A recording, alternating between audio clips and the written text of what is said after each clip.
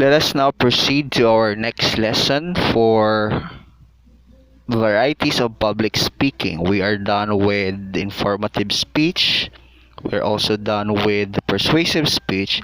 Now let us proceed to the third variety of speech, which is speaking on special occasions. Okay, so we will be talking how to speak on different kinds of occasions, special occasions. Speech of introduction. First, we have speech of introduction. Of course, by the name itself, when you are asked to introduce yourself or to introduce something, that is what we call speech of introduction. It is designed for one speaker to introduce another to an audience. Okay, so meaning the main purpose of this kind of speech is introducing someone. Okay, let's say for example you are assigned to introduce a speaker, the main speaker. That is a speech of introduction already. You are introducing the main speaker to the audience. Remember that this speech was made to help the speaker and audience get interested in each other. Okay, remember, I don't know if you had this experience to attend. You have this experience in attending seminars or workshop wherein before before they have their speaker, they need to introduce him or her or that speaker. Okay, and what they're going to say is some backgrounds, the academic backgrounds or the professional backgrounds of the speaker. Why? Through that is one way of building a relationship with the speaker to its audience. Okay, so that is a speech of introduction. Now, here are the guidelines we need to follow in speech of introduction. One is interview the speaker in advance. Okay, for you to introduce the speaker well, okay, so you need to interview the speaker in advance, especially the important details of his life or the important achievements that is related to the speech he's going to deliver, okay, or to the audience that her going to or the speaker would going to face. So you need to interview the speaker in advance, know the important details about his life. This is done to get to know more about the speaker and his or her speech. It could also spare the MC or person who will introduce the speaker's mistakes, such as mispronounced names and preferred honorifics. Okay? So yeah, this is also, if you are going to interview the speaker in advance, this avoids the mispronouncing his name on the or in the actual introduction, or what is or her preferred honorific names. Okay, is he comfortable when you call him Mr. or Miss, or he wants to have his or her titles such as doctor, attorney? So it depends. That's why you need to have an advanced interview with your speaker. Okay, next is set the proper tone. In introducing someone, you need to set the proper tone. What do we mean by this? Introducing the speaker helps set the tone for the speech to follow. Use a humorous tone for a humorous speech and a serious tone for a serious speech. That's why if you are assigned to deliver or to have the speech of introduction, you need to be sensitive. You need to focus on the flow of the speech. Why? If the speech, okay, let's say everyone is laughing, everyone seems to be happy, of course, the tone of your voice needs to be humorous or funny or happy at the same time.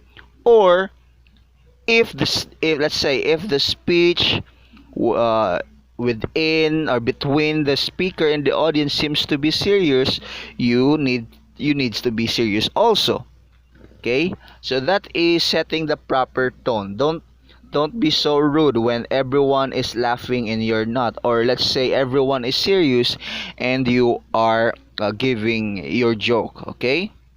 So set the proper tone. Next, keep it short. Remember, you are only introducing. Okay, you are not the main speaker. You are just telling something a little bit about the life or the background of the speaker. Keep the introduction under 3 minutes. Okay, according to these notes, at least 3 minutes. Okay, what is that? Remember that the audience wants to hear the speaker and not the introducer. Yes. Okay.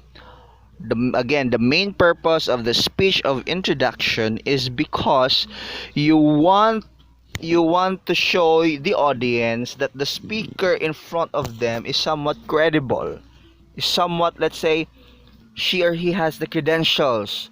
That's why he or she is the one who he's the one to speak, to deliver the speech, because of his background. So that is your main purpose, not really to give a formal speech. Make it short. You're just introducing.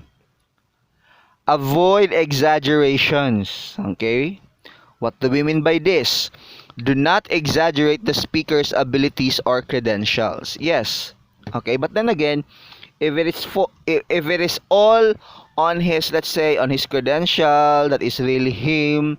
Let's say he is really a graduate of, let's say he has already the level of doctorate or attorney, so on and so forth.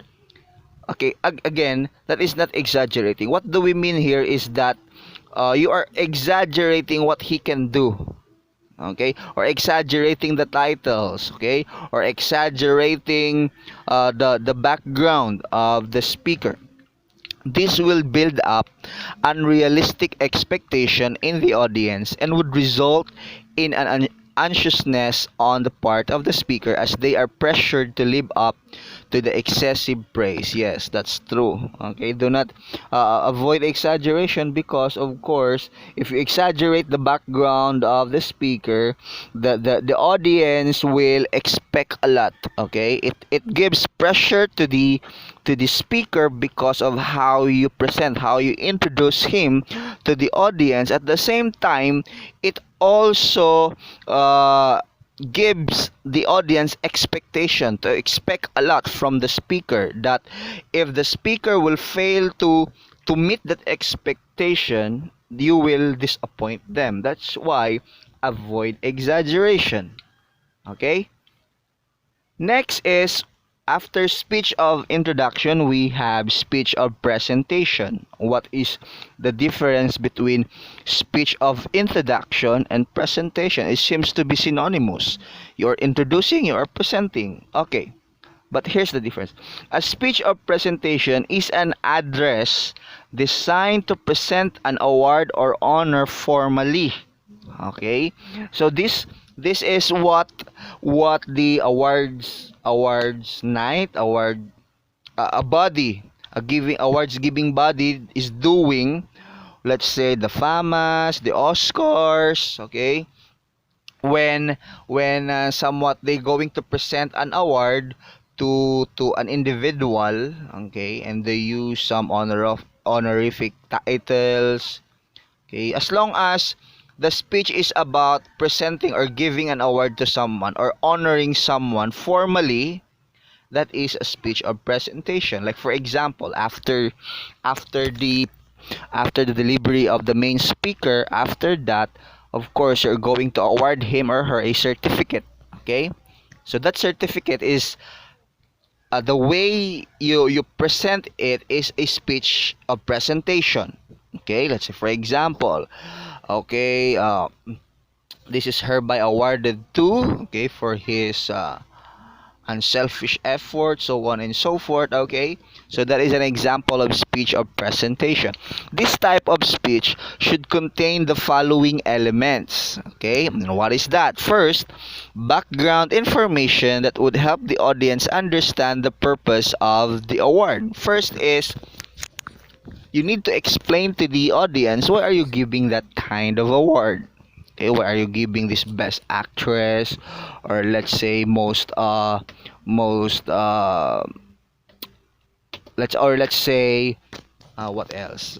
What are the titles or the awards? Let's say most at role model or role student, okay? Role student of the school, okay? Or let's say again, you need to explain.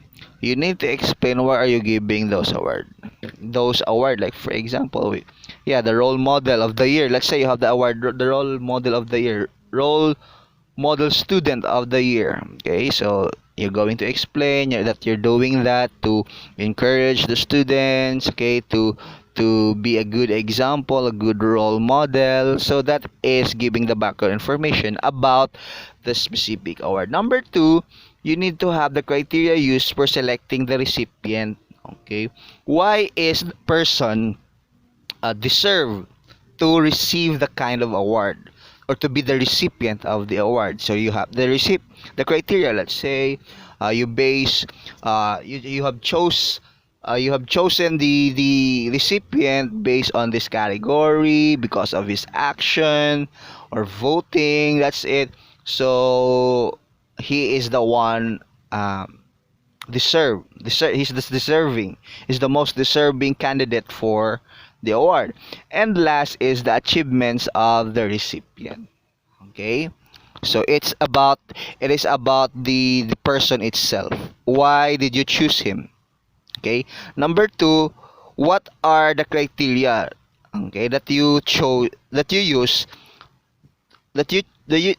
in choosing the person. Number three, you are giving now the background, the information. Why did you choose the recipient or the person? Okay, so I hope we're clear with that. Humor has no place in this type of speech, as it would appear that the recipient is being belittled. Yes, it is also customary to withhold the recipient's name until the very end of the speech as a way of building suspense. Number one is because this is a formal part, okay? But then again, it depends to the situation and the people involved. But ethically, or the guideline says that humor has no place in this type of speech, as it would appear that the recipient is being belittled. Okay, especially if you do not really have a good or a relationship with the speaker. Okay, it may appear offensive to his side, so therefore let us avoid giving you or having humor. It is also customary to withhold the recipient's name until the very end of the speech as a way of building suspense. Okay, so part of, let's say, awarding ceremony or giving awards is the suspense. Okay, you will not tell the name of the recipient of the award up to the end. Okay, that is to build up suspense within the crowd, within the audience. So that is speech or presentation. Next is speech of acceptance, from the word itself. When we say acceptance, speech of acceptance, the recipient makes this type of speech of an award or honor. According to Gregory 2018, gave few guidelines in delivering this speech. Like for example, let's use this example when receiving an award to FAMAS or any uh, award giving body. After they receive, let's say, the best actor goes to this person, and the person will accept the award, will accept the trophy, accept the honor, okay, and he is now he is now thanking, okay, giving thanks, being grateful to the committee, to the people, to the public. That is a speech of acceptance. Number one, these are the guidelines in doing a speech of acceptance. Number one, thank those who help in making the recognition possible. Okay, who are the people behind the recognition? Okay, you need to thank them. Next, number two, the organization itself, the organization that gives the award. That is one thing. And you need to be brief, okay, not too long. Again, this is not a formal speech, or rather, this is not, you're not the main speaker. It is not a seminar, it is not a workshop that you need to have a very long discussion or very long speech. Just a brief speech of acceptance, thanking all the people, the organization, and the public, and the people, or anyone that helps you. Next is the speech of tribute. Okay, from the word itself, tribute, meaning it is a speech to praise or celebrate a person, a group, an institution, or an event. Okay, so meaning the main purpose of this speech is by you are celebrating or giving praise to a specific person, to an individual, or a group, or a society, an institution, or any event. Okay, as long as you are giving praise, you are celebrating with them. So a speech of tribute usually conveys gratitude, respect, or admiration, and should be entirely positive. Okay? Meaning the whole speech should be positive. Why? Because it is a tribute. Okay? It is a tribute to a person. Let's say to a person. Let's say you are giving tribute to the works of a specific actor, okay, or let's say a politician.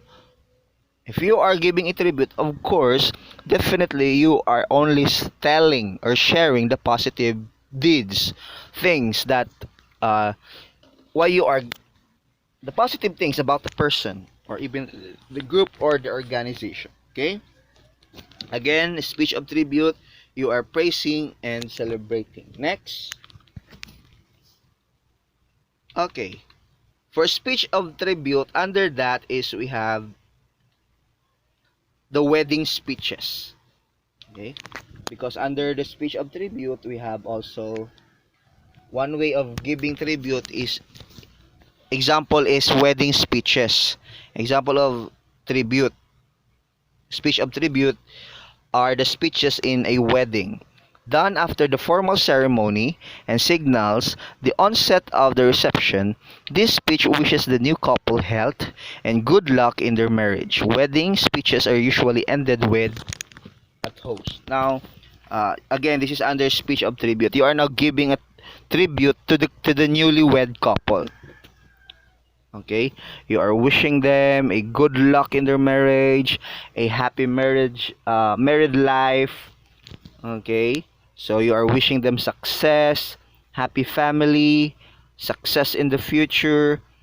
Those are all speech of tribute, and usually it ends with a toast. Okay, next is toast. Toast itself. What do we mean by this? A toast is a short tribute spoken as glasses are raised to salute people, occasions, or things. Okay, again, one example is in the wedding ceremony. Okay, but this time, this is not just in a wedding ceremony. Any occasion that it ends or it offers a toast. Okay, toasts are offered at whether it is a graduation celebrations, family get-togethers, class reunions, retirement dinners, wedding celebration, and many other events. As long as you will end your speech with a toast, that is toast. Again, that this is under speech of tribute. Okay. Okay. Next, eulogies. Okay, I know you are familiar with eulogies. When we say eulogies, it is a speech of praise. Remember, again, it's a speech of praise, but what's the difference? For a friend, relative, or colleague who has died. So meaning, the difference between speech of tribute, this is eulogies under the speech of tribute. This is giving praise to someone who has or who just recently died.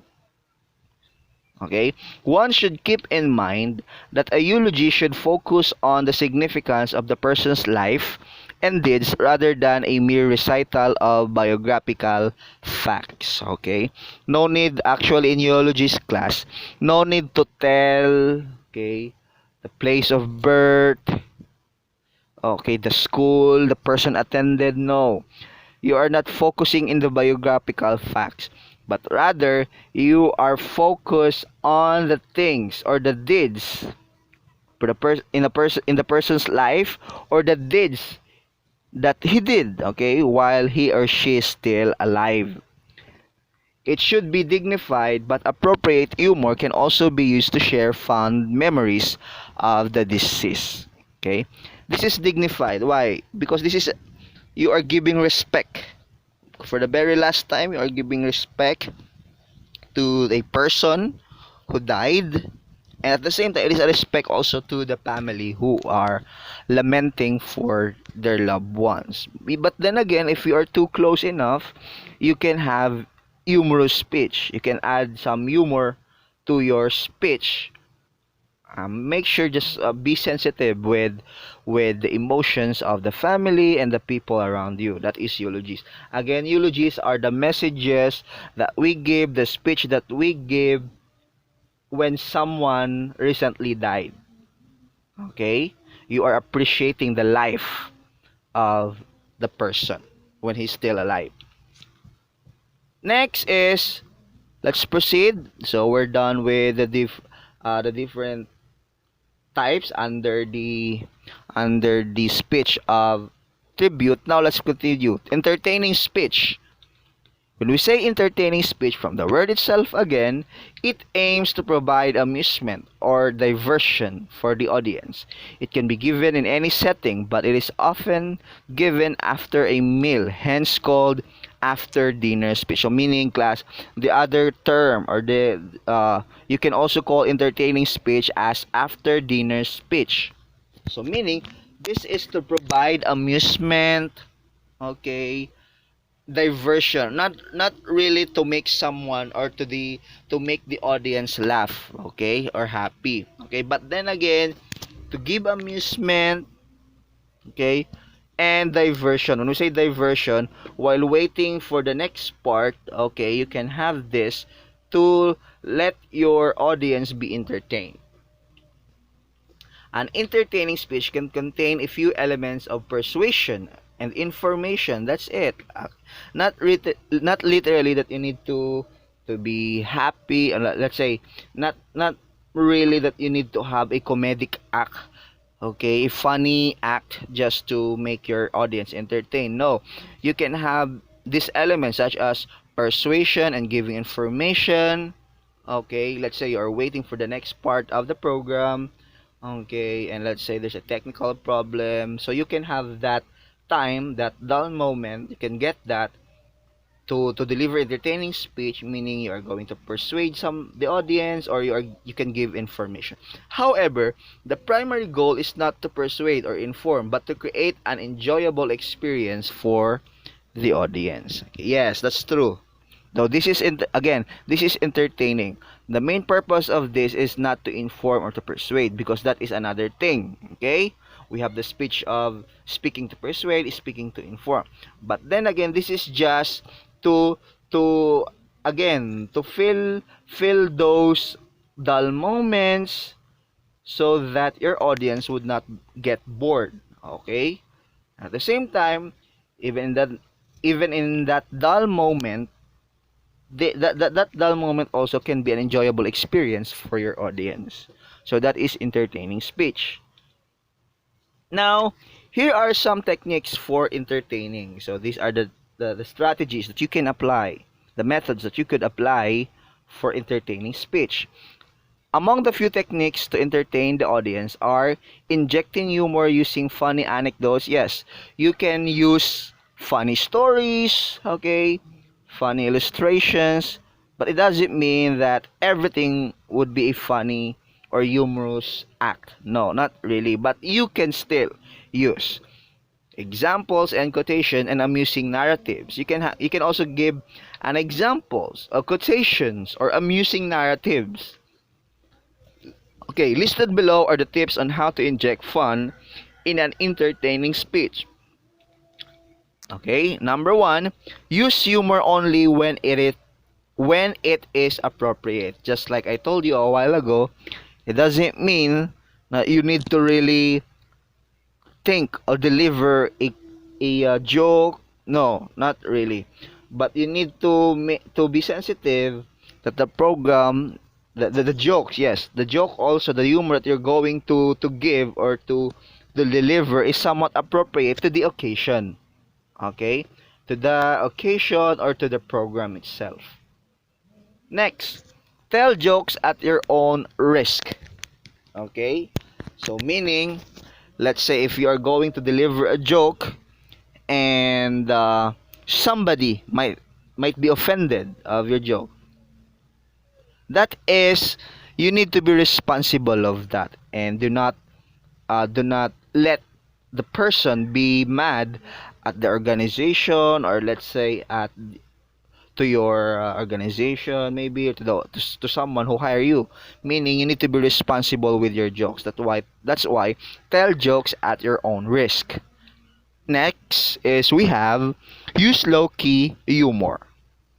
Meaning, when we say low key humor, not totally that you need to wear funny makeups, to dress funny just to be humorous. No, use low key humor, meaning no need to have a prop. You need to have props.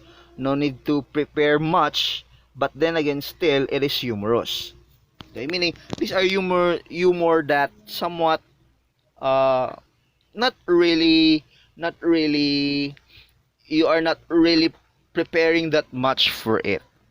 Okay, but an instant there's a dull moment, you just simply inject it. Okay, just tell a story, but then still it is funny or it is enjoyable. Next, always relate humor to the subject matter. Yes, whatever happens. Okay, if you want to tell jokes, if you want to have humor while you are, let's say, you are having dull moments in a speech or in a program, you need to always relate the humor or the story or your joke to the subject matter or what is the occasion. Okay, next, never use humor that could offend any person in the audience. Yes, this is very true. You need to be careful. You need to be sensitive, especially if your joke is about bullying, about racism. You need to be sensitive with those kind of jokes or humor. Okay, why? You might offend someone at the same time. If they already offended, okay, it might cause trouble to you personally or to the organization itself. Next, never let your face show that you expect laughter or smiles. Okay, again, when someone starts to deliver an entertaining speech, okay, do not really expect to laugh. Okay, a very hard laugh, okay, or a smile, okay, because that is just for entertainment. Okay, for entertainment only. Next is consider using self-deprecating humor in some situation. Okay, meaning this is very important. Consider self-deprecating humor in some situation, and you do not somewhat use the life of the others to make stories, to make humors. Okay, let's say someone from the audience, someone from the audience itself. Okay, you try to avoid, again, you don't want to offend someone while doing an entertaining speech. Okay, next, after entertaining speech or entertaining speech, next is we have the inspirational speech. From the word itself, you need to be motivational or inspirational. It is an address that the main aim is to stimulate listeners to a high level of feeling or activity. Okay, meaning the purpose of the speech or the address after that, okay, the audience or the public must have this feeling or activity that they are really convinced 100%. Okay, that you uplift somewhat their whether they're moral, whether they're spiritual, okay, so on and so forth. Okay, the inspirational speech is similar to persuasive speech. Yes, why? With their purpose often overlapping. Why? Why do we say that it is somewhat similar to persuasive speech? Of course, because when you are inspiring, meaning you really want, in some sort, you are convincing the audience to feel what you want them to feel. Okay? If you want them to feel success, you need to persuade them. You need to convince them through this inspirational speech. Okay? So um, the main difference is that in the inspirational speech, you devote yourself almost solely to steering emotions. Yes, okay. If your main purpose is for them to touch their emotions, this is more on inspirational speech. While in the persuasive speech, you use emotional appeals as just one of many techniques. So meaning, inspirational speech is more on specific because you want to somewhat to appeal to the emotions of the audience, while in persuasive speech, that is just one technique. I hope you get it. In persuasive speech, there are many techniques, there are many ways to persuade, to convince someone. One of that is inspirational speech through the use of their emotions. Okay, example of those are those pastors, the priests who are delivering the motivational speakers, Chinkitan, okay, those famous John Maxwell, Rick Warren, those very familiar inspirational or motivational speakers. Okay, so that's it for this topic, which is speaking in different occasions. Okay, again, in different kinds or different types of occasion, it requires different approach of the or different way of delivering the speech. Okay, so let's see you to the next video or to the next discussion.